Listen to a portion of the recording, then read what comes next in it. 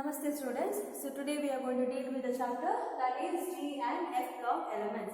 So in your last class you have learned regarding the properties of these D block elements, right? So in that you have studied regarding their atomic size, ionization enthalpy as well as atomization, and you have studied regarding oxidation state also. So when it attains different trends, okay, so what will happen in oxidation state as well as their property, that also you have studied. So in today's class, we will discuss regarding some of the major property. So that is nothing but paramagnetic property as well as how the formation of the complex ion it will take place, and some of the properties like when you go with the catalytic. Okay, you know the D block elements most of the time we will use it as a catalyst, right? So how it is possible or how it will act as a catalyst. So that also we are going to see over here. So first we will go with the paramagnetic property. So before we go with the paramagnetism. So the magnetism is nothing but when you go with a particular element. By that, if you apply a magnetic field, if that electrons are attracted by the magnetic field, okay, so if it is attracted towards a magnetic field in the sense, that will be considered as paramagnetic in nature. If it is attracted strongly towards a magnetic field in the sense, so that will be known as the ferromagnetic in nature. Ferromagnetic in nature. If it is repelled by the magnetic field, that will be considered as a diamagnetic in nature. So now, based on this, if we consider the D block elements, if it is having the electrons, the inner D electrons, if we consider, all the electrons are, if it is paired, okay, the electrons which is present in inner D orbital, all the electrons are paired, okay, it can be like one electron which is present in the inner D orbital, but that having one electron, if it is a paired electron, then it will be considered as diamagnetic in nature. It shows diamagnetic property. Okay, if it is having single unpaired electron also, okay, if it consists of a single unpaired electron, so then it will be considered as paramagnetic in nature. Okay, so if it is having one or more number of unpaired electrons in its inner shell or inner d orbital, will be considered as paramagnetic property. Okay, so now when we go with the paramagnetic, so this unpaired electron, okay, can be one, or sometimes all the electrons can be unpaired in nature. Okay, so it is also possible based on their oxidation state, oxidation number, it can loses, okay, the number of electrons it can lose. By that time you can observe, for example, Mn2+, if you consider, all the electrons are unpaired in nature. So it is possible to show one or more than one, okay, the number of unpaired electrons if it is present, that will be considered as paramagnetic in nature. So now this the electrons which is unpaired in nature, so that shows magnetic moment. Okay, so magnetic moment will be shown either with the in its spin, okay, spin angular moment will be shown, or in their orbital angular moment also will be shown. So that will be measured by a formula, so that is known as spin only formula. The formula which we consider over here, so that is known as spin only formula. So the formula it comes as mu is equal to square root of n into n plus 2. This is the formula. Square root of n into n plus 2. What is mu over here? Mu is nothing but magnetic moment. Magnetic moment. And what is n? N is nothing but the number of unpaired electron. Number of unpaired electron which is present in the shell. Okay, so that will be considered as n. For example, if I say, okay, the example of copper, if I am taking Cu2+, I say. So what is the electronic configuration of Cu2+? So that is nothing but 2 electrons it is going to remove. So it comes as 3d9, 4s0. 2 electrons. 1 electron from here, 1 electron from here. Okay. So last shell 1 electron you are going to remove. After that, from the third shell you are going to remove 1 more electron. So 2 electrons will be removed and you will get 3d9, right? So if you go with this, so 3d9 in the sense, you know, 5 orbital, d orbital. Okay, so d 9 electrons are present. 1, 2, 3, 4, 5, 6, 7, 8, 9. So how many unpaired electrons you have? Only 1 electron. Unpaired electrons will be there. So apply to the formula, mu is equal to square root of n into n plus 2. Okay, so square root of n is nothing but that is 1. The number of unpaired electrons, n is nothing but the number of unpaired electrons 1 plus 2, right? So that 3, square root of 3 is nothing but 1.73 pm. Magnetic moment will be measured in terms of Bohr magneton. Okay, Bm. Okay, so it will be measured in terms of Bohr magnetism. So that is nothing but Bm. So you know, see here you can identify just the number of unpaired electron, that is 1. If it is having one unpaired electron, so that gives a value around 1.73 Bm. Okay, Bohr magnetism value it will give. So as the number of electrons will increases, the mu value will go on increasing. Okay, as the number of unpaired electrons, that is n value, as it increases, mu value will also increases, right? So for example, as I said, Mn2 plus, if we consider Mn2 plus, in the sense it is having electronic configuration as 3d5. So what is the number of unpaired electrons? 1, 2, 3, 4, 5. All 5 electrons are unpaired. So square root of 5 into 5 plus 2. Okay, whatever the answer you will get, so that will be the highest value, in the sense mu value. So as the number of unpaired electrons, that n value, as it increases, mu value will also increases. Okay, and if you go with some other elements, if we consider scandium, titanium, as well as vanadium, if we consider with their oxidation state of 3 plus, titanium with the 4 plus oxidation state, vanadium with the 5 plus oxidation state, it shows electronic configuration as 3d0 as well as 4s0. In the sense, these shells are vacant. Okay, it doesn't have unpaired electrons over here, or it doesn't have electrons over here based on the oxidation state. Okay, so for scandium, 3 electrons also has been lost. So it gives electronic configuration as 3d0, 4s0. In the same way, titanium as well as vanadium, when it shows there this oxidation state by the atom, here this shells are vacant. Okay, by using of electrons, the inner shells are filled. Okay, completely filled. So we can identify completely filled, in the sense all the electrons are paired in nature. So it shows the diamagnetic property. Diamagnetic property will be shown.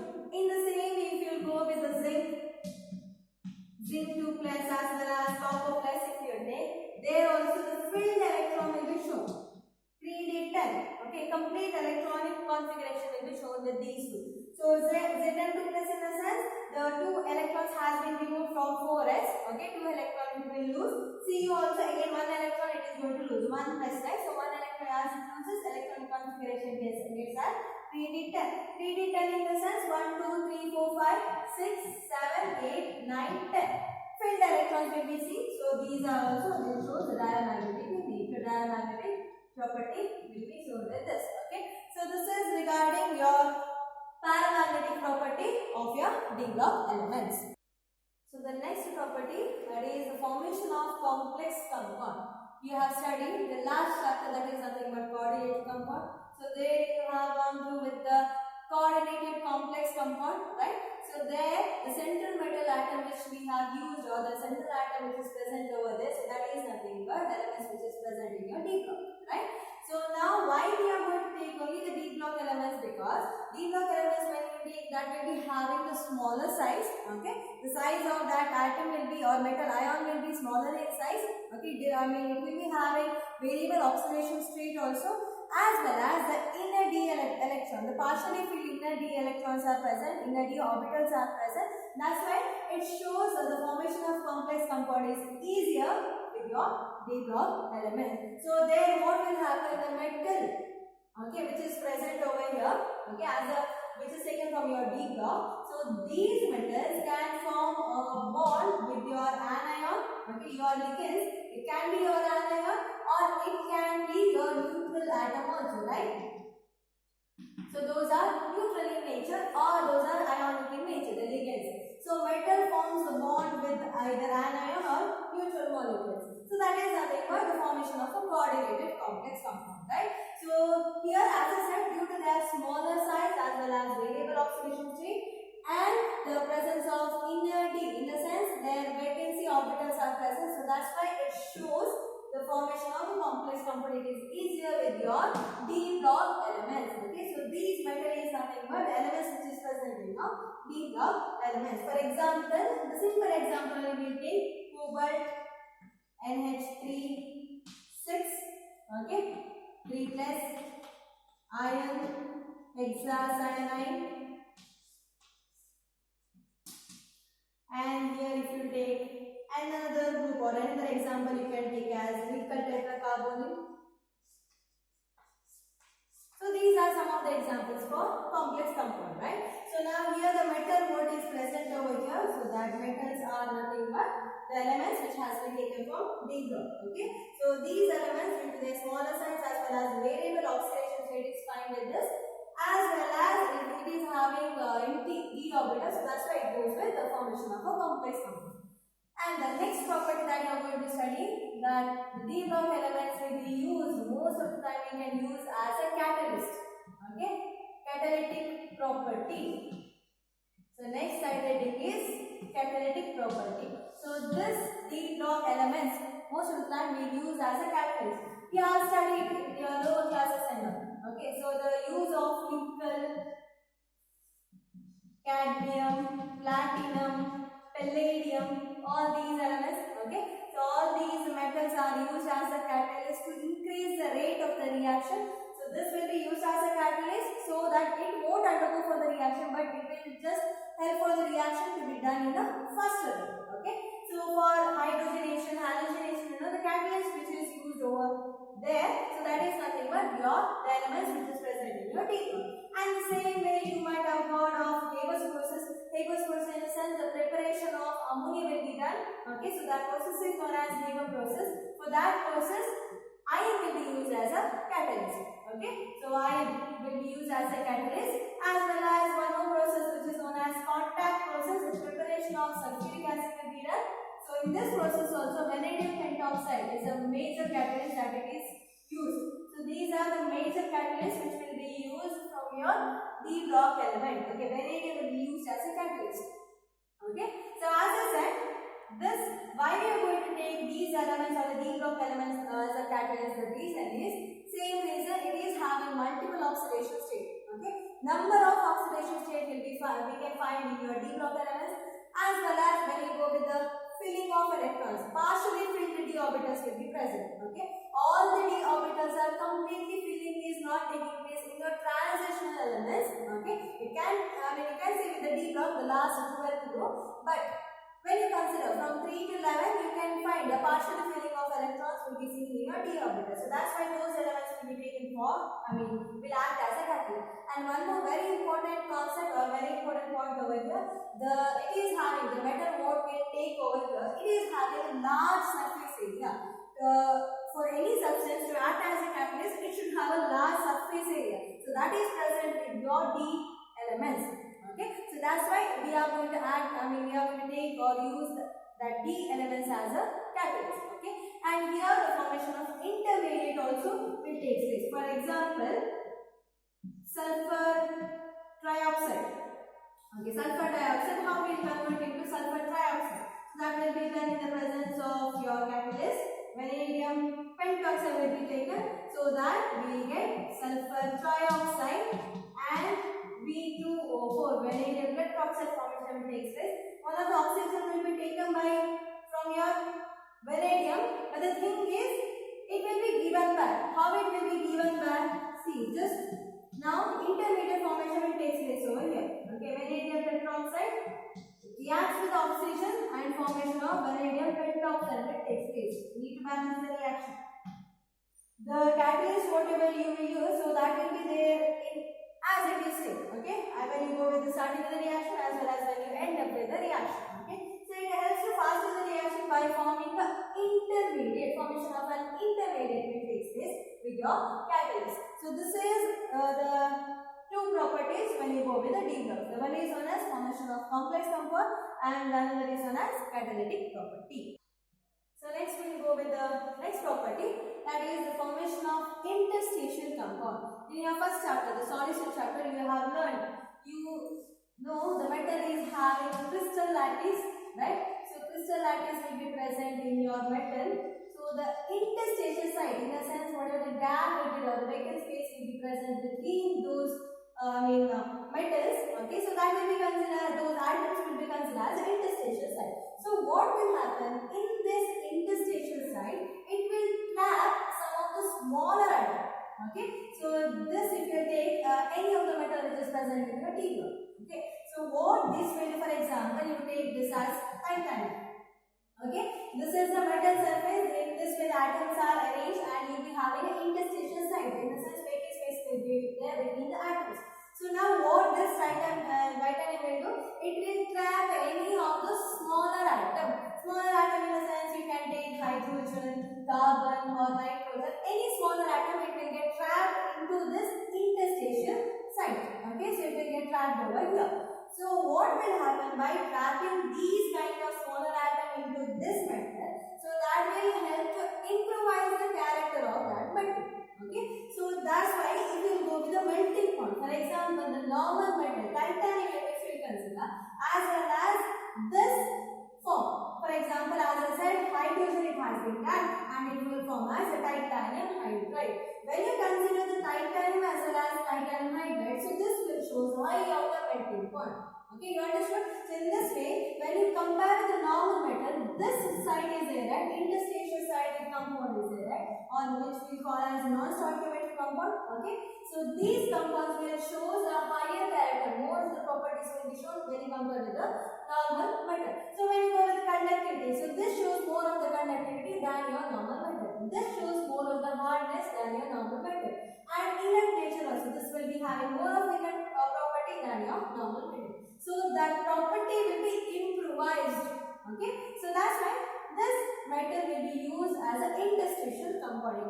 It can go with the ionic formation or covalent also, any. Okay, so this kind of the possibilities will be seen with your interstitial compound. As I said, example, titanium hydride you can take, or titanium carbide can form, or cobalt boride can form. So these are some of the examples where you can see the formation of an interstitial compound. Okay, so this is regarding the property known as formation of interstitial compound. And the next property, which is known as alloy formation.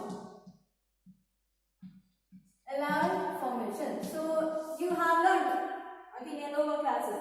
Alloy formation, that is most of the alloys that has been formed by your using of the metal. So those metals which is present especially with your D block elements, copper, zinc, tin, iron, okay, chromium, all those elements, okay, the metal elements which is present in D block, so that will be used as an alloy. Blending of those metals will take place. Okay, so again to improvise a character or improvise a property of a particular substance or particular metal. So that will be mixing with a certain ratio, so that will help with the high with the melting point. It will become again, it becomes hard in nature. Okay, conductivity will be shown with it will be more. So all those property will be improvised more in the case of alloy formation. For example, alloys, if I take stainless steel.